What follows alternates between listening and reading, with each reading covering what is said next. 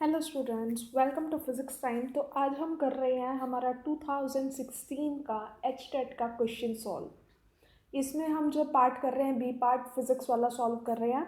Last video में हमने 10 question solve किए थे 91 टू 100। इस वीडियो में हम नेक्स्ट 15 क्वेश्चन सॉल्व करेंगे स्टार्टिंग फ्रॉम द 101 क्वेश्चन। यहाँ पर मैं क्वेश्चंस के ज़्यादातर फॉर्मूले बताऊंगी क्योंकि आप सब मास्टर्स कर रखी होगी सबने ऑब्वियसली, अगर आप पीजीटी फिजिक्स दे रहे हैं तो दैट मीन्स आपको इतनी ज़्यादा गाइडेंस की नीड नहीं है। जस्ट आपको लिटिल बिट पता होना चाहिए कि क्वेश्चंस किस टाइप के कहाँ से आ रहे हैं and which formula is used in that, तो आप उसे ईजिली कर सकेंगे। तो यहाँ पर मैं समझते हुए कि आपको सब आता है तो उस हिसाब से सबके सिर्फ आंसर्स को थोड़ा सा एक्सप्लेन करूँगी।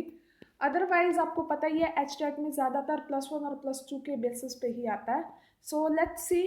हाँ, फर्स्ट क्वेश्चन जो है, the self conductance of a long solenoid of length L is proportional to. ये क्वेश्चन +2 से है, यूनिट 3rd से। इसमें जो सोलेनॉइड वाला क्वेश्चन है उसमें हमें इसका फॉर्मूला पता होना चाहिए एग्जैक्टली क्या है। जो सेल्फ कंडक्टेंस है उसका फॉर्मूला होता है, हम उसे कैपिटल एल से लिखते हैं सेल्फ कंडक्टेंस को। उसका फॉर्मूला होता है mu not an square A by small L. Here small L is the length of the solenoid. तो यहाँ से एल किसके प्रोपोर्शनल है? 1/L के। तो इसका आंसर हुआ सी। और ये सारे आंसर्स सर्टिफाइड है ऑफिशियल आंसर की से, तो आपको चेक करने की नीड नहीं होगी। So these answers are correct. और जिसका मुझे डाउटफुल होगा कि ये मेरा आंसर सेम नहीं आ रहा तो मैं आपको वो बता दूंगी। The next question, spectrum of X rays is. X ray का स्पेक्ट्रम किस तरह से बनता है? इसी टाइप का होता है, लेकिन इसमें बीच में स्पाइक्स निकली होती हैं ऐसे कहीं कहीं पर। इस वजह से ये स्पेक्ट्रम कॉन्टिन्यूस तो होता है, बट ये स्पाइक्स निकलने की वजह से इसे लीनियर भी बोल देते हैं। तो इसका आंसर हुआ linear and continuous, 3rd। Next, heat propagation in vacuum is by. Heat propagation 3 type से होती है, कंडक्शन, कन्वेक्शन और रेडिएशन। तो डिफ्यूजन से कभी भी हीट नहीं होती, ये तो गलत ही आंसर है। कंडक्शन सिर्फ सॉलिड में होती है, कन्वेक्शन फ्लूइड्स में होती है। फ्लूइड मतलब गैसेस प्लस लिक्विड दोनों आगे। और रेडिएशन जो होती है वो वैक्यूम में होती है। तो यहाँ पर जो इसका आंसर आएगा वो आ गया रेडिएशन। नेक्स्ट क्वेश्चन, इस क्वेश्चन का जो मेरा आंसर आ रहा है वो डिफरेंट है, बट इसका जो आंसर की में दिया हुआ है वो डिफरेंट है। बट मैं इसका फॉर्मूला बता दूंगी आपको, अगर आप इसे डिड्यूस कर पाओ तो प्लीज़ कमेंट सेक्शन में मुझे भी बता देना। इसमें बोला है object of 1 kg falls on a vertical spring from height of 2 meter and spring gets compressed. If spring of constant k, then the compression in the string is। यानी कोई स्प्रिंग है वो कॉम्प्रेस हो गया। कॉम्प्रेस होने के लिए उसके ऊपर कुछ वर्क डन किया गया, that work done is equal to the potential energy stored. तो यहाँ पर इस टाइप के क्वेश्चंस बहुत आते हैं, तो इसका एक फॉर्मूला होता है हाफ के एक्स स्क्वेयर। ये क्या होती है? इसकी वर्क डन जो हमने स्प्रिंग के ऊपर किया, इसमें कितनी पोटेंशियल एनर्जी स्टोर थी? बॉडी का मास कितना है m, वो कितनी हाइट से आकर गिरी है 2 मीटर की, प्लस वो स्प्रिंग जब कॉम्प्रेस हुआ उसकी भी कुछ हाइट ली उसने x। तो ये फॉर्मूला लग गया half k x square is equal to m2 + x।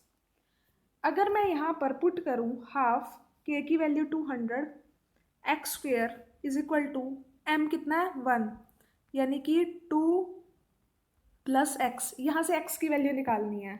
मैंने जब यहाँ से x की वैल्यू निकाल लिया तो मेरी 0.5 आ रही है, यानी कि इसका आंसर मेरे अकॉर्डिंग फर्स्ट होना चाहिए, लेकिन आंसर की में इसका 3rd है। तो आई डोंट नो हाउ कैसे आ रहा है, क्योंकि ये क्वाड्रेटिक इक्वेशन बन जाएगी। क्वाड्रेटिक इक्वेशन में 2 इसके आंसर आएंगे, आप सॉल्व करके देख लेना। 105 question, a PN junction diode contains a depletion layer. PN junction diode जब बनता है तो उसमें डिप्लीशन लेयर पहले ही बन जाती है। इसमें बोला है ना कि forward bias, unbias, reverse bias. तो जब डिप्लीशन लेयर है वो पहले ही बन जाती है। और वो हमेशा रहती है, उसे बाइसिंग की ज़रूरत नहीं पड़ती। लेकिन इसका आंसर ये नहीं आएगा only if it is unbiased. इसमें पूछा कंटेन्स, फॉर्म नहीं पूछा कि डिप्लीशन लेयर कंटेन कब कब रहती कब कब है। तो वो बायस हो या अनबायस हो, हमेशा डिप्लीशन लेयर रहेगी। कोई सी भी बाइसिंग हो, रिवर्स हो, फॉरवर्ड हो, तब भी डिप्लीशन लेयर रहेगी।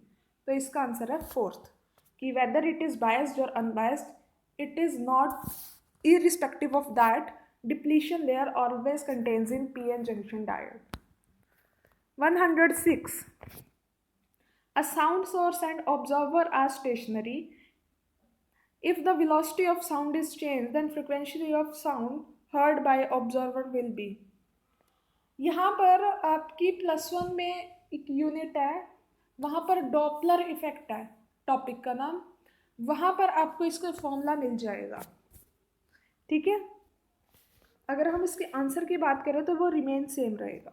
वहाँ से इसके बहुत, ये टॉपिक करना चाहो तो आप कर सकते हो, अनसर्टेनिटी इसके क्वेश्चंस कभी कभी आ जाते हैं। ठीक है, नेक्स्ट है 107 क्वेश्चन। ये बिट लेंथी क्वेश्चन है।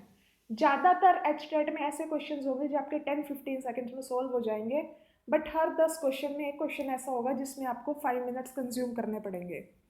एंड 107 क्वेश्चन ऐसा ही क्वेश्चन है। ये आपका नेट लेवल क्वेश्चन है, इसका मैंने सॉल्यूशन लिख रखा हुआ है। ये देखो, इसमें क्या हुआ है, हमें एक वेव फंक्शन दिया है, हमें क्या निकालना है, यहाँ पर आर की एक्सपेक्टेड वैल्यू निकालनी है, या एवरेज वैल्यू बोलते हैं इसे। इसके लिए हमें रेडियल प्रोबेबिलिटी डेंसिटी निकालनी पड़ेगी। ये क्वेश्चन कर लो, कर इसको रट लेना चाहे नहीं, अगर आप उस लेवल पे करना चाहो कि आप नेट की तैयारी नहीं कर रहे, गेट की तैयारी नहीं कर रहे, तो उस लेवल पे मत भी करो। इस क्वेश्चन को एक, इसके फॉर्मूले हैं दो, वो याद कर लो। तो इसकी डेंसिटी कैसे निकलेगी, आप डीपी बोलते हैं उस डेंसिटी को, आप जो वेव फंक्शन है इसका स्क्वायर कर दो और 4πr², मतलब कि स्फीरिकल शेल के वॉल्यूम से एलिमेंट से क्या कर दो, मल्टीप्लाई। इसको सॉल्व करोगे तो ये आ जाएगा। देन क्या करना है, हमें इसकी एवरेज वैल्यू निकालने के लिए ये फॉर्मूला लगाना है, आर dp/dr dr। ठीक है, अब इसको पूरे को हमें इंटीग्रेट करना है। ये इंटीग्रेट होगा बाय पार्ट्स, क्योंकि ये भी आर का फंक्शन है, ये भी। तो इसका आंसर क्या आएगा अल्टीमेटली 3a/2। पूरा सॉल्व करना चाहो जब भी कर सकते हो, अदरवाइज ये क्वेश्चन जो है, ये क्वेश्चन एज इट इज भी आ जाता है कि wave function in ground state of hydrogen atom is as, तो इसका 3/2a आंसर होगा। Next 108, the ratio of nuclear volume to atomic volume. Nuclear volume और एटॉमिक वॉल्यूम में रेशियो निकालनी है। कोई भी एटम उठा लो, उसकी जो न्यूक्लियर वॉल्यूम होगी, उसका जो न्यूक्लियस होता है वो किस रेंज में होता है, 10⁻⁻15 की। उसका वॉल्यूम कैसे निकाल लेंगे, क्यूब करके। और जो उसका एटम होता है वो 10⁻⁻10 की रेंज में होता है, मतलब रेडियस उसका। तो इसका कैसे निकालेंगे, क्यूब करके। जब आप इसे सॉल्व करोगे तो आपके पास आ जाएगा 10⁻⁻5 की पावर 3, तो ये कितना आ जाएगा 10⁻⁻15, यानी इसका आंसर क्या आएगा, फोर्थ वाला। 109, ये आपका +2 का क्वेश्चन है। There is no vertical component of earth magnetic field at, कि कहाँ पर हमारा अर्थ का जो मैग्नेटिक फील्ड है उसका कंपोनेंट 0 हो जाएगा। अर्थ का मैग्नेटिक फील्ड क्या होता है, अर्थ क्या होता है, बी होता है इसका मैग्नेटिक फील्ड। इसके दो कंपोनेंट बनते हैं, B sine theta, B cos theta. As you know vertical component की बात कर रहे हैं तो बी साइन थीटा क्या आएगा, वर्टिकल कंपोनेंट। आपको रेजोल्यूशन ऑफ वेक्टर्स आता होगा, वहाँ से लिया है ये वर्टिकल कंपोनेंट ऑफ अर्थ है, ये हॉरिजॉन्टल। इन्होंने बोला है कि ये 0 कहाँ पर होगा, नो वर्टिकल कंपोनेंट, मतलब ये 0 होना चाहिए। अब बी तो 0 नहीं होगा, साइन थीटा 0 करना पड़ेगा। दैट मीन्स थीटा की वैल्यू क्या आ जाएगी, 0 डिग्री। थीटा की वैल्यू 0 डिग्री मीन्स इक्वेटर। अगर थीटा की वैल्यू 90 डिग्री आता तो नॉर्थ पोल, और बाकी अगर 45 आता तो 45 लैटिट्यूड। या मैग्नेटिक पोल्स नहीं आएगा, मैग्नेटिक पोल्स के लिए आपको थोड़ा और डीपली स्टडी करना पड़ेगा। नेक्स्ट बुलियन एक्सप्रेशन दी हुई है, इसमें आपको ये बताना है कि कौन सा गेट है ये। अगर आपने ये सॉल्व किया है, कभी गेट्स किए हैं तो इजी है, अदरवाइज टफ लगेगी। इसमें क्या दिया हुआ है, इसको पूरी ब्रैकेट्स खोल दो। ब्रैकेट खोल के क्या आएगा, A B plus B B plus A B bar plus A B और ए बी बार को में से ए कॉमन ले लिया, बी प्लस बी बार, और ये क्या हो गया, प्लस ए प्लस बी। इसको बी लिख सकते हैं, इसको ए लिख सकते हैं। बी बार प्लस बी क्या आ जाएगा, ये 1 होता है, तो इसका क्या आ गया, ए प्लस बी। इसका कंबाइंड क्या आ गया, ए प्लस बी। ए प्लस बी यानी कि हमारा कौन सा गेट होएगा, और गेट। एक और गेट में काम चल जाएगा। इसको सॉल्व किया है, आप चाहो तो इसे के मैप से सॉल्व कर सकते हो, बट अगर इसकी किसी को एक्सप्रेशन सॉल्व करना आता है तो बहुत ईजी है। डी मॉर्गन्स इक्वेशन होती है 2-3, आप उन्हें सॉल्व करना सीख जाओ तो आपको ईजिली ये आ जाएंगे, बहुत ईजी होते हैं। तो इसका एक और गेट आएगा, ए प्लस बी किसका रिजल्ट होता है, और गेट का। नेक्स्ट क्वेश्चन, ये आपका सॉल्यूशन था। An electron moving in A electric potential field V1, एक इलेक्ट्रॉन है जो V1 में था फिर V2 में एंटर कर गया, तो बताओ उसकी काइनेटिक एनर्जी कितनी बदलेगी। अब आपको बस काइनेटिक एनर्जी और पोटेंशियल में रिलेशन पता होना चाहिए। काइनेटिक एनर्जी क्या होती है, हाफ एम V1 स्क्वायर, इसके रिलेशन क्या आएगा, QV। ठीक है, kinetic energy is equal to Q into V। V is the potential, यानी V1 के लिए क्या आएगा, V1, और V2 के लिए क्या आएगा, QV2। ये K1 है, ये K2 है। अगर मैं इनमें डिफरेंस निकालूँ, डिफरेंस ही चाहिए हमें, change in kinetic energy, K2 minus K1 क्या आएगा, Q common, V2 minus V1, ये आ गया। ये किसके प्रोपोर्शनल पूछा है, यानी कांस्टेंट तो हटा देंगे, प्रोपोर्शनल है V2 माइनस V1 के, तो इसका आंसर आ गया V2 माइनस V1। 112 क्वेश्चन, इसका मैंने सॉल्यूशन दिया हुआ है कि हमारी जो काइनेटिक एनर्जी है वो 300% इंक्रीज हुई है, तो मोमेंटम बताओ कितना इंक्रीज होगा। मोमेंटम और काइनेटिक एनर्जी में रिलेशन होता है दिस। अगर हमारा पहला मोमेंटम P1 है तो दूसरा मोमेंटम P2 है। काइनेटिक एनर्जी चेंज हुई है 300%, इसका मतलब क्या होता है, E2 minus E1 by E1 into 100 is equal to 300। Change इस तरह निकाला जाता है, तो यहाँ से ये रिलेशन आ गया E2 is equal to 4E1। ये रिलेशन इस इक्वेशन में पुट करवा दो, कर दिया, तो ये क्या आ गया, 2m E1, तो 2m E1 अंडर रूट क्या है, P1, ये आ गया। तो इसको इधर ले गए, P2 minus P1 by is equal to P1 is equal to this. हमें निकालना क्या है, चेंज इन लीनियर मोमेंटम। इसी को अगर मैं 100 से मल्टीप्लाई कर दूं तो मेरा लीनियर मोमेंटम आ जाएगा, दैट इज 100%। देखो देखने में ये लंबा लग रहा है, मैंने पहले ही बोला हर 10 क्वेश्चंस में एक लॉन्ग क्वेश्चन आएगा जिसे आपको सॉल्व करना ही पड़ेगा, चाहे आपको वो आता भी है। लेकिन अगर आपको ये आता है, जैसे मुझे ये आता था, तो मुझे इसे सॉल्व करने में 15 सेकेंड्स लगे थे, ये सब लिखने में सिर्फ। तो just it is the matter of practice कि आपको कितना आता है और कितना नहीं। जितनी प्रैक्टिस करोगे उतनी जल्दी सॉल्व कर लोगे। हो गया। नेक्स्ट 113 क्वेश्चन, ये एक ट्रिक क्वेश्चन है। 113, इसमें बोला है कि 2 न्यूक्लियाई हैं जिनके मास रेशियो ये है, तो बताओ उनकी density ratio, nuclear density ratio क्या होगी। आपको एक चीज़ पता होनी चाहिए कि कोई न्यूक्लियस हाइड्रोजन हो या आर्गन हो या कितना भी बड़ा हो, उन सब की जितने भी पीरियोडिक टेबल में एलिमेंट्स हैं, सबकी न्यूक्लियर डेंसिटी सेम है। चाहे उनकी ना मास पे डिपेंड कर रही है, ना एटॉमिक नंबर पे, किसी चीज़ पे डिपेंड नहीं करती nuclear density. That means nuclear density is a constant, तो उसकी रेशियो क्या आएगी, 1:1। Next, the wave nature of electron can be explained bye, wave nature किससे एक्सप्लेन करेंगे।